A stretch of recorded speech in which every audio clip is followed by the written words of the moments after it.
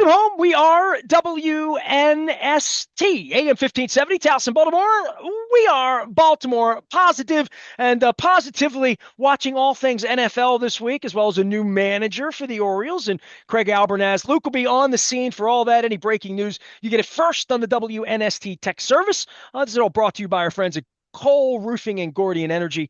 And you can find out more at Baltimore Positive. Also going to be doing the Maryland Crab Cake Tour twice this week at Coco's on Wednesday. And then on Friday, we're going to be at Pizza John's in Essex. I will have scratch-offs in the Maryland Lottery to give away. And I have been chatting at length about this medical procedure I'm having the men have that I've been avoiding for all these years. I'm 57. My thanks to GBMC for making some time for me and sending me a special milkshake over to drink later on in the month as I'm having a colonoscopy, which I've had so many old friends of mine tell me I need to do this. So I don't mean this is any disrespect to Jeff Gordon, who's going to be my next guest, that I'm promoting my colonoscopy, but I'm going to be doing it all month because I've had so many of these Hall of Famers and dudes on telling me, hey, get checked. And I haven't listened to anybody because I'm rock-headed. And that's probably with a great transition. Jeff Gordon knew me as a young lad from Dundalk in the winter, the cold, cold winter of 1984 here in Baltimore. Gordo, I bring with me video presents for you. I have old tear sheets and old, the little tabloid we did at the Sports First, but I have what I think is the only remaining Sports First pin. Oh, As you can see, it's about the size of like the head of my nose. It's very, very small. It's meant for a little hat, but that was where we met on South Street in Lombard at the all newly minted Harbor Place in Baltimore, Maryland. You were a young sports writer, and I was, well, I don't know what I was. What the hell was I, Jeff? well, you were very young. You were very young, and lots of energy, Nestor. So yeah, That's those changed, were huh? good times. No, it's good times, man. We had a blast. Well, I meant to have you on when I did the reunion of the 50th anniversary of the demise of Sports First, which was on September 21st, 1984. And I know that because my son was born on September 22nd, 1984. So you don't forget those kind of things. And don't forget people like you and Bernie Miklasz and Bob Paston, who were in my life at that point. And then all of you when the News American and Sports First and Hearst sort of threw in the towel in Baltimore and didn't marry itself to Hearst, the television station, which was always a little bit strange. All of you went on to a place in St. Louis that at that time had football and baseball, and things changed. It was like you were chasing football teams out, all of you. But I lost track of you for a period of time, but never really because you were writing in the St. Louis Post-Dispatch. Bernie became a columnist. Tony La Russa was pretty instrumental. That Kurt Warner and Vermeil guys came along and a franchise came along. I mean, what a pathway all of you had who went to St. Louis, one of my favorite towns, and wrote about sports the last 50 years, man. Well, it was really tough on Bernie because Bernie Miklasz, he leaves Baltimore. You know, we were all there for the departure of the Baltimore Colts. So he goes to St. Louis, and there go the St. Louis Cardinals becoming the Arizona Cardinals. The Gridbirds head for the desert, and so he he had a chance to revisit that nightmare. Now Bernie did briefly go over to Dallas at the Morning News and worked there before coming back as a columnist in St. Louis. So he saw not one but two franchises leave. I got there in time to see the Cardinals leave as well. So, it's just strange to see that happen. And then the two cities were bound together because they both got screwed, I think, in the expansion process, right? I think both cities expected the NFL to undo the wrong of losing a franchise thanks to a bad owner, which happened to both cities. And instead, the NFL was nervous about potential ownership groups and competition between potential owners, and neither city got tapped on the shoulder. So both cities went out and stole another team. So a lot of connections between Baltimore and St. Louis. Well, and building stadia and getting screwed. And, the guy that took the Rams out of St. Louis is from Missouri or Missouri, as Cheryl Crow said last week when I was in Nashville listening to her. Just a It's been a twisted fate in many ways for these cities. Put Cleveland in. I was in Nashville last week and Houston and the Oilers and all of this moving around of teams, and the perception and perspective from St. Louis versus Baltimore is that you were here the night the Colts left town, right? Like you have a recollection of that as a writer? Oh, absolutely. Going out there and watching it happen. And of course, let us not forget about the great Barry Levine, who was on our staff. Now, Barry would go on to many things in the tabloid industry. I went on a stakeout with Barry in Hollywood when he was the Hollywood bureau chief of Star Magazine. Later became editor of the National Enquirer and got involved with that very explosive Tiger Woods story. But back then, Barry was an intrepid general assignment writer, and he actually just went in during the team's pack up and just poked around and talked to people and just went just blew by security and did what Barry does, which he just got in on the inside of the loadout. So I remember that vividly. The By loadout. the way, I've had him on several times, and all we've ever talked about is Elaine Maxwell and Jeffrey Epstein and David Pecker and Trump. Like he's been involved in at the highest levels of court, like all sorts of, and written great books as well. I've never talked to him about that, so you just tipped me off to something, Gordon. Yeah, he convinced me to do a bunch of things I might not would have normally avoided doing. Back when Sugar Ray Leonard was a big story back there from the area and having a phenomenal career, but he also had that career-threatening eye injury, and his eye doctor was in Baltimore. Barry convinced me to pose as a patient to go into the waiting room to get an inside look at the Sugar Ray Leonard's entourage coming and going from an eye appointment at a time when his career was in danger, right? This is the kind of stuff that the intrepid Barry Levine would do at the News America. And, don't forget that Barry's the guy that got the devil on earth quote. And I was in the newsroom the day that Barry got a hold of Bob Irsay's mom and got the lowdown on what a bum he was. And she had these comments about he's a devil on earth, which made for a very nice headline at the News American. So Barry was a unique character for us. Obviously, Bernie Miklasz was just a force of nature. By the And, way, I thought that was Bernie's quote. I would have bet Pappy's Barbecue and a Ted Drew's special concrete of frozen custard that was Bernie that had that quote. no, and it might have been because my memory fogs, right? So those guys were both Well, I'm gonna have to ask both of them. incredible. I Oh, mean, it's incredible what those guys would do. So, well, one of them got a hold of the mom because the story broke. There was an AP story that broke on the wire that quoted his mom, and it's like because Bob had like an auto accident or got shot at or something in Chicago, and we had no idea this woman existed. And back then, you could just look up somebody's phone number, and there they were, right? So one of those intrepid News America types got a hold of the devil on earth quote, which was just amazing. So that's the kind of work that we did back then. And let's not forget the great Rasig, who not only did the great caricatures of Irsay, but the actual paper mache Irsay, which we traveled with and partied with quite heavily. and I have retrieved Mini Bob from the exodus of Nacho Mamas in Towson. Mini Bob is sitting in the next room. And if I had a moment, I would bring Mini Bob in. Jeff Gordon is my guest. Jeff Gordon is a longtime, 4-decade, decorated, award-winning sports writer in St. Louis, Missouri. He was, along with Ron Wenig and Tom Cousins and Stan Rappaport and Tom Gibbons and Bob Paston and Bernie Miklasz, a mentor to me at the News American, and Bob Nusgard and Molly Dunham Glassman and so many legends that I worked with. That's before I even got to the Baltimore Sun at 86, but I was 15, 16 years old. My first night in the newsroom was in January of 84. So the Orioles had just won the World Series in October of 83. I was 15 years old. And then a month and a half later, the night we speak of, which was the Mayflower Van night, you were present at the Mayflower Vans, correct? You were there that night, right? Well, just watching, I guess for me, it would have been the wee morning hours watching this finish up.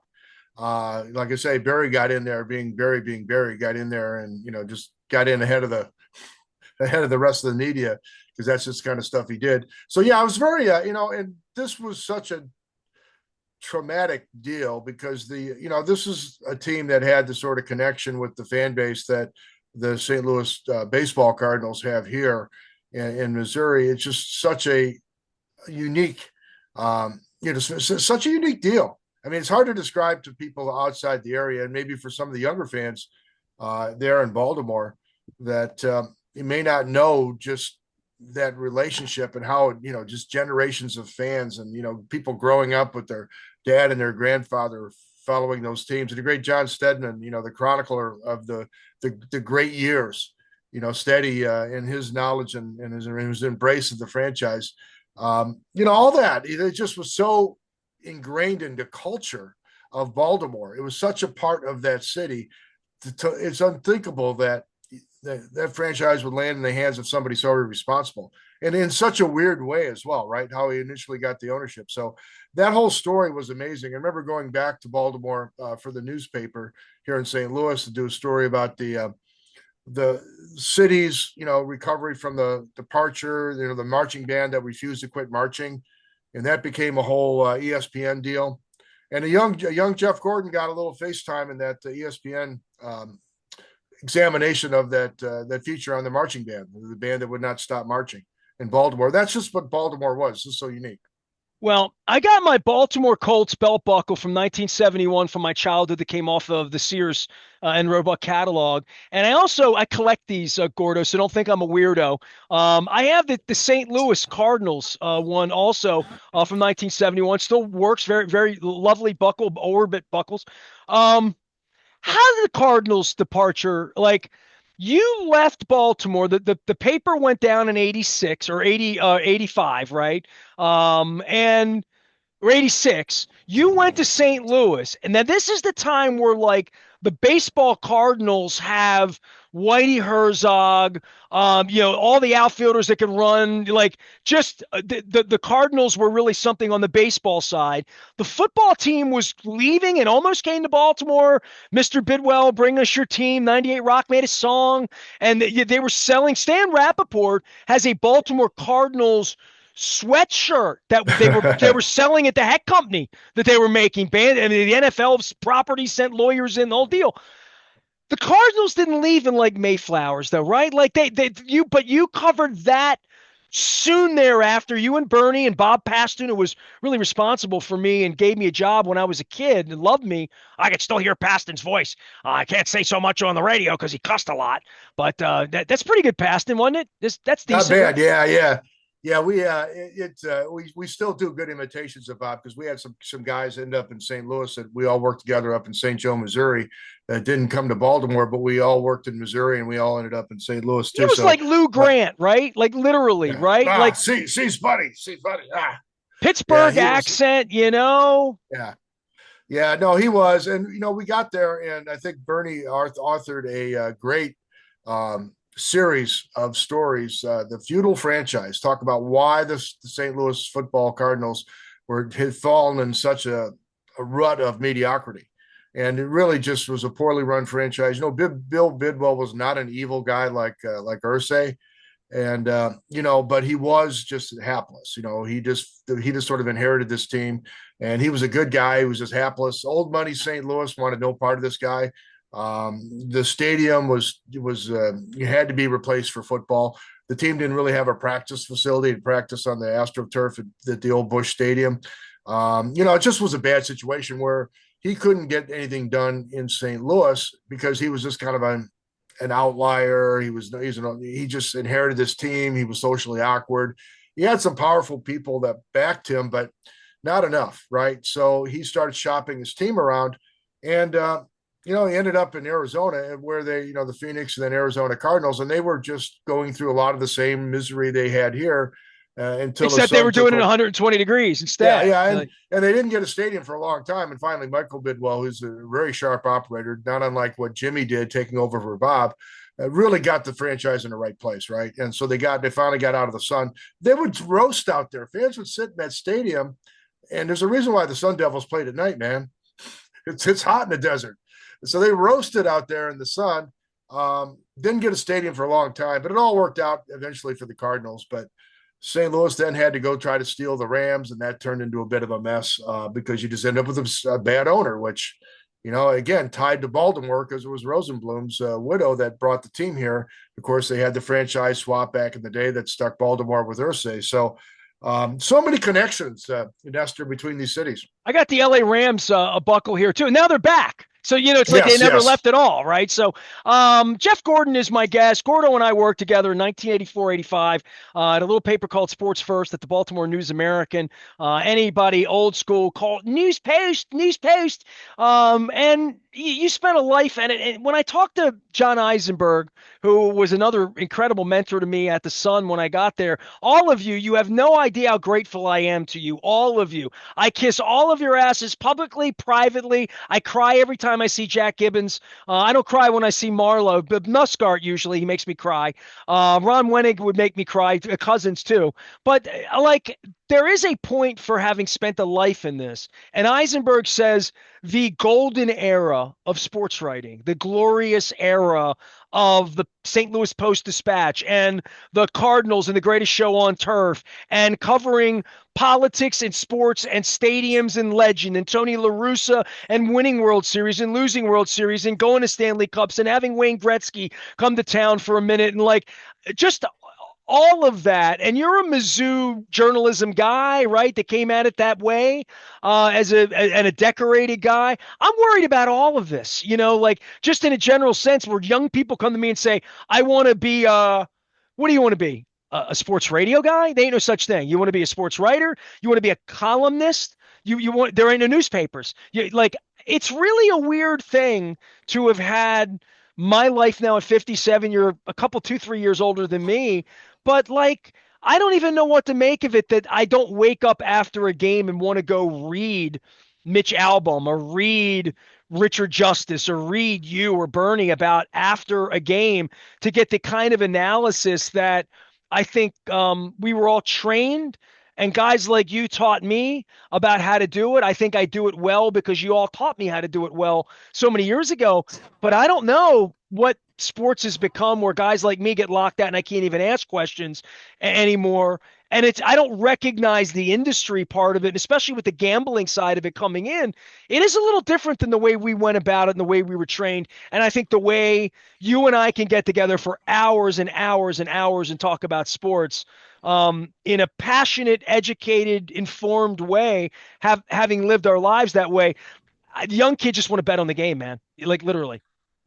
Yeah, the whole world has changed. Like I wonder what our friend Mark Hyman, how he looks at it, because he ended up landing over at the University of Maryland and working with a lot of aspiring young sports writers, right? But this world just keeps changing, and it started changing with social media, where getting Twitter follows and Twitter scoops became paramount versus building crafting the sorts of the incredible stories that we were used to reading back in the day when journalism was a whole different beast. So yeah, I reminisce about those days all the time, and I do wonder where the world is going with the media, because it's not only is it all about just, it's gotten so frantic where it's not just that people are worried about betting on the winner and loser of the game, and that's where their focus is, but they're betting on every play, right? So we've gone from this, a world where we had a lot of contemplation about the big issues of sports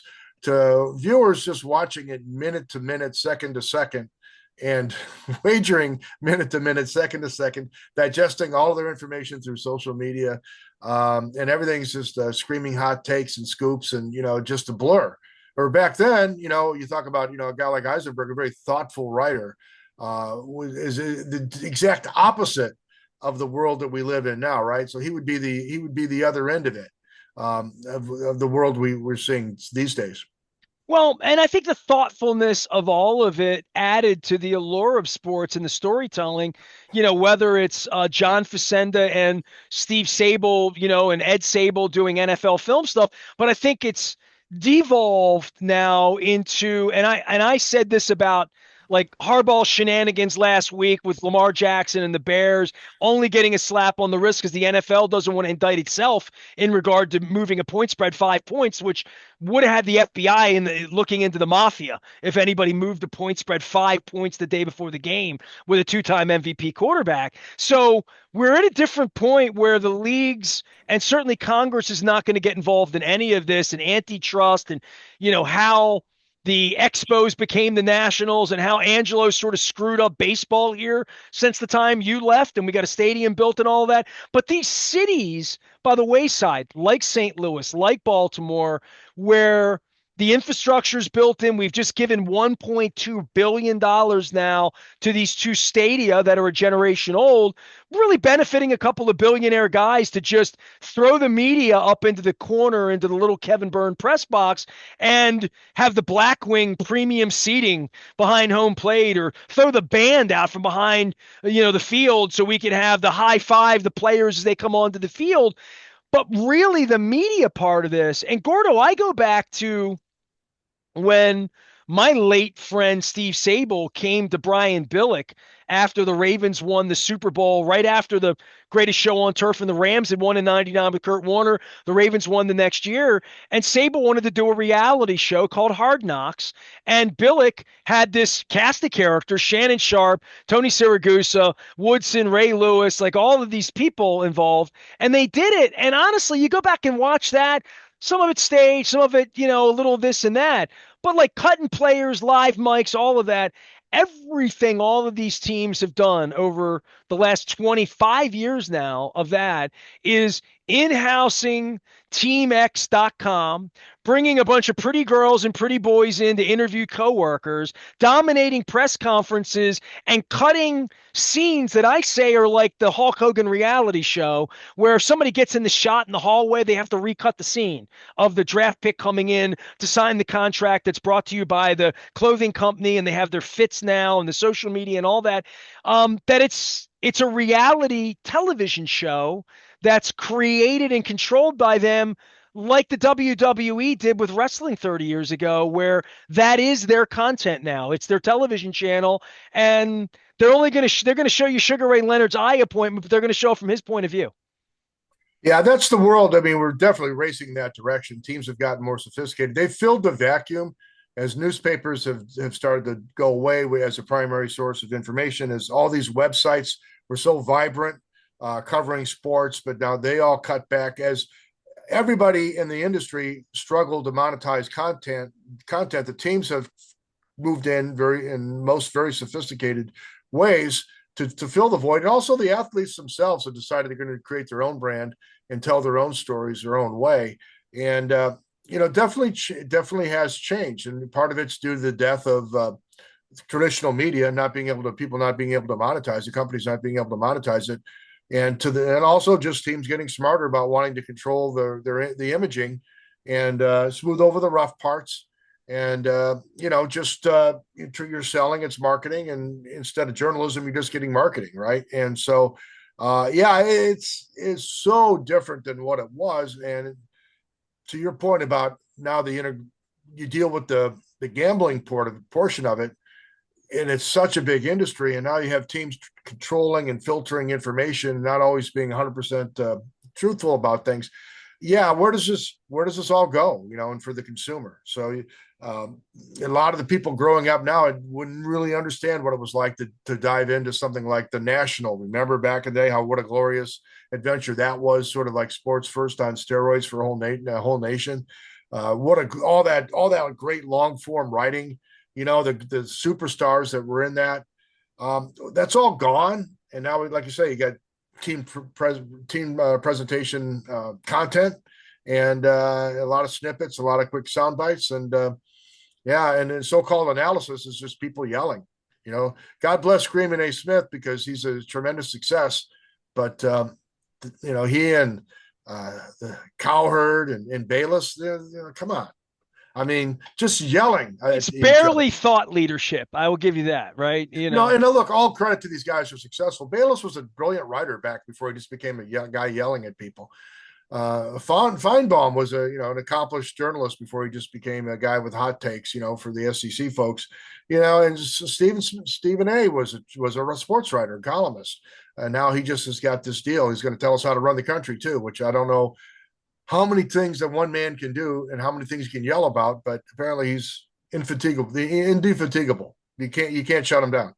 Jeff Gordon is here. You can't shut him down either. He is a longtime sports writer, columnist at the St. Louis Post-Dispatch. He's now substacking along with my buddy Bernie Miklasz out there in St. Louis. You still got a baseball team, hockey team. Gordo, last week I went to Baltimore Business Journal and Sports Business Journal through an event down at Stadium, $100 a throw. I went down because I can't get a press pass.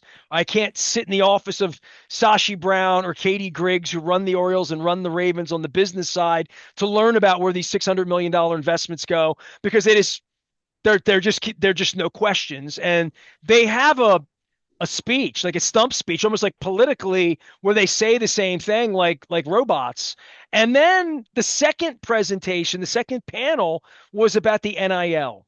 And we had the Morgan and Towson, Dina from Morgan and Steve Eigenbrot from Towson, along with some other folks talking about paying players, college. You're a Mizzou guy. St. Louis is Washington University, St. Louis, the Billikens. I've seen Springsteen at that gym over there. Love that little gym over there right by Pappy's. And I, I, I'm 57. I come at this honest from Lefty Drizel and the UCLA of the East, and always looking up the hill in the ACC as a football fan at Maryland, and understanding why Maryland and Duke in North Carolina, Maryland had to go to the Big Ten, and now we're a generation into Big Ten, and they're like the little engine of the Big Ten. They've never really won anything, accomplished anything, and the world has changed, even with Under Armour money, even with Steve Bisciotti money. There's still Ohio State and Penn State and like Alabama. We mentioned all that.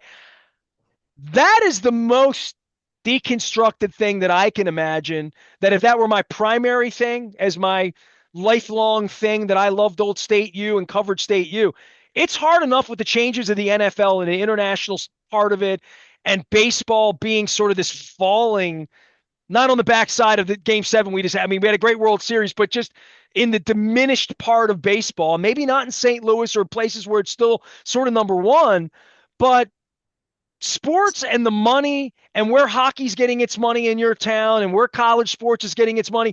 College sports is the most unrecognizable thing right now. And that is sort of the tectonic plates are changing. And it really is the feeder of all the pro sports too. They don't have this thing in hand at all, right? Like college is really, really a mess if it's your primary beat. Well, the problem is that, it was always a sham trying to pretend these guys were, amateur athletes, student athletes, when the industry was generating all that money and you're paying coaches all that money. Well, one lawsuit after another proved that this is America and you can't just exploit these guys the way they were being exploited, the major college football and basketball players in particular. And now to a degree, we're seeing that in baseball. So the athletes win their path. They win their way. And really the colleges should have accepted unionization because that would have been much more sane. Instead, they just opted for what is just a free-for-all. By avoiding the unionization push, the courts forced them into just a free-for-all, which is that you can't, in America, you can't tell a kid that he doesn't own his name, image, likeness, that he can't do a commercial for an auto dealer and get a car and some money and at Ohio State. This is an NCAA. We're punishing guys for getting free tattoos at Ohio State. Now we're to the point where guys are getting, quarterbacks are getting $4 and $5 million to go play somewhere because they can justify that cost. Teams are spending tens of millions of dollars on payroll for the team. And, it's insane. Now, the thing that boggles my mind, Nestor, is that there are so many boosters out there with so much money that this industry, they're the ones driving this. They will pay $10 million a year for a coach. They will pay $50 million to make a coach go away. They will bankroll a payroll of 20, 30 million for a football team. They will build a bigger and bigger stadium. I mean, they're just, these people have just run amok. Instead of one owner or a group of people owning a team, you've got a bunch of boosters throwing just gigantic money, millions a head, millions a person into these pots to do all this. It's complete madness. The realignment, the name, image, likeness, the fact that it's completely unregulated. I mean, Congress, what's Congress going to do? This is America. I just think it's less interesting, especially with Yeah. basketball. Like the Terps are playing, it's a completely different team than last year, and it's going to be that way every year. And I just don't know how that remains as interesting to people in the periphery. Not to people that are sycophants. I get it, but I just feel like the air's out of the tires in so many ways, and especially for the small schools that. The thing that struck me when I have Steve Eigenbrod on from Towson was, hey, we returned the player of the conference to our team. No other mid-major did that. So in other words, we're all going it's the minor leagues. You're just going to get cherry picked for any good players that take a step down and play at a cop in a Towson, a Loyola. That kid's gone in 5 minutes to somewhere else to get paid. Go to Georgia Tech. He's going to make 50 grand, 100 grand, a million, whatever the number is. I mean, you and I were at the point, the News American and the St. Louis Post, but $2 an hour, we change jobs, change cities, and you move your life and go like, we're talking about a lot of money for young people. And I think the part that's the unintended consequence is going to be the lack of interest from the public at large. That's going to be the a real hardship for them is how long will people stay interested in something that isn't nearly as interesting as it used to be. Yeah, that's a great question. I mean, the old days of building a program, you followed a kid, you watched him emerge, and there was some continuity. That as you know, like you say in basketball, where teams just coaches will just hit the restart button, bring an entirely different team. It's at some point, where does it settle? Right? Where does it settle? How many schools can really keep doing this? Can keep operating this way? How long will it make sense? It's These are great questions, and yet right now, because again it's just unregulated, the super rich are having their way with the buying into all this, and the athletic directors and the coaches just have to play along. I don't see a change coming soon. To me, the reckoning will be that there's going to be fewer and fewer college teams that are really operating this way, in a smaller and smaller group, where it really sort of whittles down and becomes like the NFL and the NBA, and then everybody else is operating at a different level. It's just where it just shrinks to the point where there's only going to be a couple of football conferences left, and it'll be like the AFC and the NFC. And college basketball maybe a little bigger, but yeah, and that's frustrating, right? Because the guys that could go to a guy could go to Loyola and build a program and recruit high schools and the summers and just keep guys and be consistently successful and have a 15 or 20-year coaching career. I mean, that can't happen now because again, you're just constantly getting poached. You're constantly getting, that level of college basketball is getting ruined. And even at the highest level, a place like Maryland, is it ever going to be what it was? Well, the Majerises and, it's St. Louis with the Billikens with you and the Martellis in Philly, those kinds of programs. Jeff Gordon is my guest. He is, man, I love having the smartest, bestest, the historians, the keepers of the stories on the shows. Jeff is a longtime sports writer in St. Louis. We worked together at the Baltimore News American. We've kept a relationship forever. He's been in and out of my life in so many ways. I think I've interviewed at the top of the TWA Dome at various points at games and whatnot. But I do want to give you just a little bit of oxygen on this thing because whenever I've had Howard Balzer on, or I've heard Bob Costas speak to this, even Joe Buck, in different ways in your town in St. Louis, to have had the Rams come in. And I think the world of Kurt Warner, and I've run into the Torrey Holtz and the Orlando Paces, and obviously Dick Vermeil and all of that. I've got the tawdry tales of Irsay, and I befriended Jimmy Irsay before his death. He was always very good to me and very honest and and normal to me at all of these owners meetings and stuff. I've seen the Bidwell family, and I've seen Stan Kroenke. I was there the day that the whole thing went down and the moves all happened with what they did out at SoFi Stadium and what was happening with the Chargers and the Raiders and all of that. But I know inherently it's sleazy, and I still carry the thoughts of my Houston Oilers and Dan Pastorini and the early 70s and the things that I loved about football. I've attended 27 Super Bowls. That punk that you met on South Street in 1984. I have a radio station. I welcome the team in. I've written 2 books on the franchise. It's made my life and living so much better that Art Modell moved the team here. But man, at heart, as I'm moving toward the exiting the planet at 57, my life journey with the Colts as a kid and Burt Jones and John Zeman and the Mayflower vans and watching all the other moving parts of what happened to my Allers and my cousin's Chargers in San Diego and everybody who I know who ever loved the Chargers. The Rams thing in St. Louis, sleazy in, sleazy out, kind of like the Ravens and the Browns and the all of it. Um, and then the gambling part and where it is. But what happened to St. Louis? Tell me the story like I met you in a bar and like how that how sleazy all of that was for Kroenke to really just rip the guts out of the team in not a dissimilar way to what Ursay did, and maybe that it was predetermined so far in advance at Hollywood Park. Every time I fly into LAX, I see it, and I'm like, you guys he had a death wish for St. Louis from the beginning, and you chronicled it, but that was written in stone so far in advance. The fix was in for St. Louis to get screwed, Jeff, right? Yeah, I think when you look at the whole picture, I always start from the standpoint of, you stole St. Louis stole the team. The only reason that the Rams left LA where they belonged was that you had a bad owner. And Georgia Frontier was very much like Bill Bidwell in terms of not being able to get things done because the people out there didn't take her seriously. She couldn't play at the level she needed to play at from a business standpoint to get done what she needed to get done out there. So St. Louis, out of desperation, stole a franchise, right? And Stan, who is a Missourian, does have an affinity for the state. Got involved originally because of his loyalty to the state. Plus, he had access to all the capital in the world through his wife, and his own success subsequently in the real estate business, with no small help from the whole Walmart empire. But so Stan was initially was a hero for providing capital to get that done. Where it all started to go bad for St. Louis was Shad Khan would have been a phenomenal owner. He would have kept the team in St. Louis. He had the money to do it.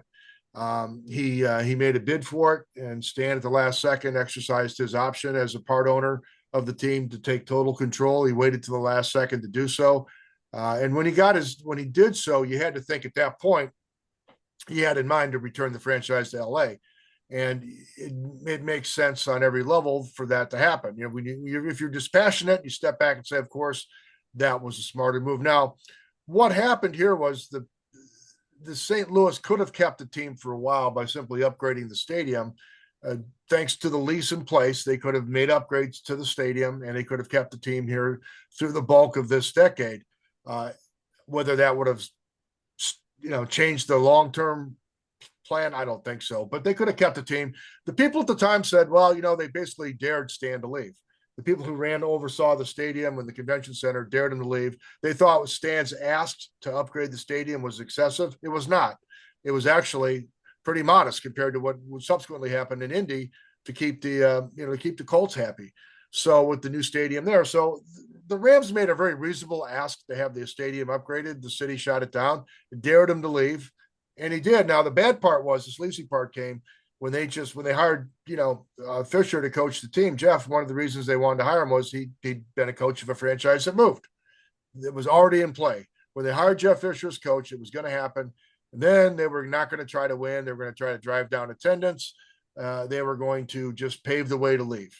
And so everything that happened after that was essentially tanking, not making the effort to win, planning to leave. All of that, I think, just unfolded in the most unfortunate fashion. It was just years in the making at that point. But I just go back to, once Stan Kroenke took full ownership of the team and knocked out Shad Khan, who went down and took care of the Jacksonville situation, it really made that thing work for the NFL. It was St. Louis was doomed. But you know what? St. Louis stole the team in the first place. And it's hard for fans to accept that, but that's the reality, right? Like you said, sleazy at the start, sleazy at the end. Does St. Louis miss the team? Oh yeah, there's no question. When you look at the outside support that St. Louis has thrown behind the Battlehawks in the various incarnations of spring football, the Battlehawks have drawn stupidly well for the league that it is, playing in that dome. They brought some of that energy back because people still like football. And just as they liked football when Bill Bidwell was terrible as an owner, they liked the Rams even when the Rams had terrible ownership. So it's a pretty good football town, which has been doomed by two bad owners, right? Really, and then what happened with the Greatest Show on Turf was a bit of a fluke. A lot of things came together, and Vermeil worked magic. Warner was a magical figure. They had Hall of Fame talent like Falk and Holt and Bruce, and it all came together for a couple of years. But you know what? Still, at the end of the day, bad ownership. You talk about this whole thing between fans and cities and franchises. You got to have great ownership. Nestor, you lived with the Angelo family. I mean, all that stuff with baseball, where that franchise was when it had great ownership versus where it went when it with bad ownership. City, you can't pick your owner. If cities could pick their owner, man, we wouldn't be talking about these things. Well, our new owner here made a bobblehead of himself to start things, so I know it's going to go well. And they finished in last place, and the attendance is down 500,000, and they're taking no questions from guys like me. Jeff Gordon is here. He remembers real journalism because he was a real journalist in many, many years at the St. Louis Post-Dispatch. But my friend and a colleague and mentor at the Baltimore News American many, many years ago when he had incredible patience with me. And I know you want one of those crab melts and an ice cold Michelob Ultra at Burke's after last deadline, right, in Baltimore. You have good memories of Baltimore, right? Oh, absolutely. That like that crab stuffed fish there. We'd get that at Burke's. That was my go-to meal there at Burke's. Absolutely. And the crab cakes, obviously, back when Phillips was in the smaller setting there on the Inner Harbor, and just going someplace and learning how to eat crabs, which was a challenge, and getting your hands all covered in seasoning and your bib and your face, and you just dive right in, right? And you just don't get that. I mean, it's such a. I'll always go back to enjoying the city because a guy like Bernie Miklasz enjoyed the city, a guy like Barry Levine enjoyed the city and the neighborhoods. Your old neighborhood, the proud Dundalk, and you go up everywhere you would go. Little Italy was fabulous. Covering Coach Wade and the pride on the east side with that the high school team that was so amazing, and the work Molly did covering that team. I mean, just all of it's just such a great area. It was such a great time. And then you throw in all the natural, the parks and, the access to the bay and the ocean. Love Baltimore, and you love the people of Baltimore. So special, special time for me. I feel the same way about the Hill and Laclede's Landing and, Forest Park and all that good stuff. Jeff Gordon is out in St. Louis, Missouri, where they have delicious frozen custard and a decent baseball team from time to time. And the Orioles actually play out in St. Louis, so get out and get up into the arch. Always good to visit with you. It's been too long, and I didn't know where this conversation was going, but history, Baltimore, St. Louis, it was perfect, Gordo. So thanks for coming on, brother. It was a pleasure, man. And, the big dog, Bernie Miklasz, and we've enjoyed our time in St. Louis, but he's, of course, a native of Baltimore. And so his love is much deeper than mine. But my short time there was amazing. So always good to see you. And sorry I couldn't get out there for the reunion a year ago. But if you guys ever do another get together, I'll try to make my way east. Well, give my love to Bernie and tell him to please come on and give me an hour of his time and tell me some old Baltimore Blast stories as well as and we can settle it. I'll get a Barry on. We can settle who actually talked to Ursay's mother and when he got called the devil incarnate. It may well have been Bernie. My memories cloud back. I do remember the parties though.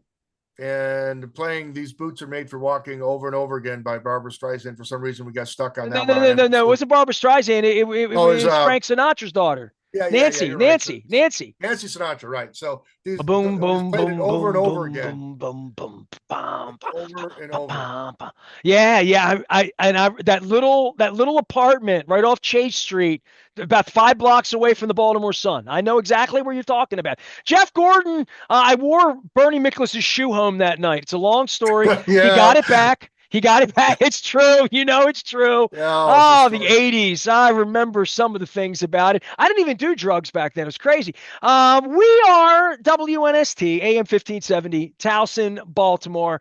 We never stop telling old sports stories with my old dogs like Jeff Gordon. We're Baltimore positive. Stay with us.